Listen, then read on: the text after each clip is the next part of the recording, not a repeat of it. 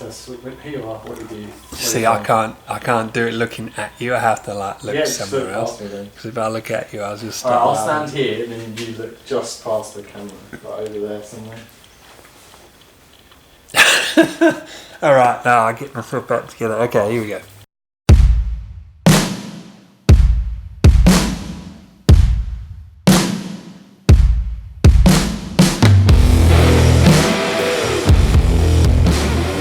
My name's Jason Wooldridge. I'm an artist, sculptor, teacher, and I live here in Esperance, which is in Western Australia. But originally I'm from South Wimbledon.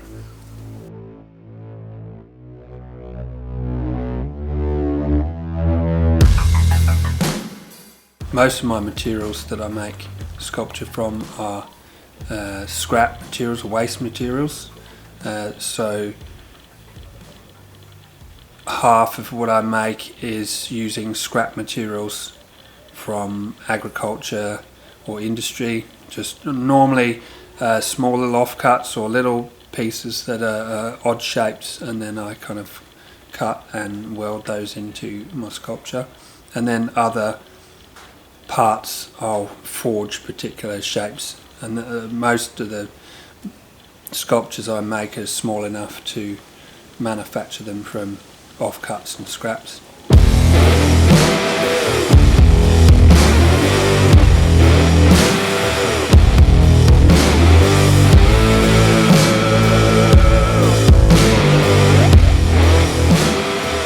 The sculptures that I make at the moment, they start with I guess rough proportions, rough kind of sizes of how I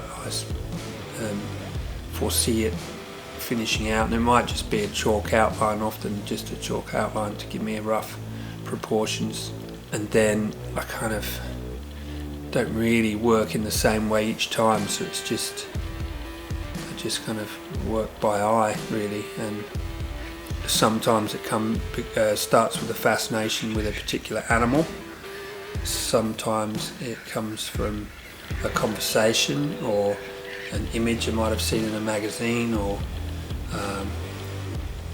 and sometimes it comes from objects that I might have found in my collection of stuff. So yeah, I don't really have a strict process, it just kind of happens organically, it just depends. I think that in terms of technique, I think there are a lot of metal artists and other artists that use scrap metal to create sculpture, particularly animal sculpture. I think that my technique is different to how a lot of people work, because my sculptures are almost like three-dimensional drawings. That's how I would kind of classify them, and I would say my work is quite gestural. I generally don't like things looking symmetrical, so I won't use the same parts to make up the left hand and the right hand side, or I won't make two legs the same way, or so I think that's kind of what puts my work apart from other people that work in scrap metal. In terms of skill, I would probably say that all of those things come secondary to what I'm trying to make. I want to make the sculpture about how it ends up looking rather than how it's been made or put together. So I guess, yeah, I use welding techniques, and I use a little bit of forging techniques, so bending and shaping metal, moving metal. Yeah, so I've learnt most of the skills through having to teach metalwork, which was a slight departure from being an art teacher in the UK.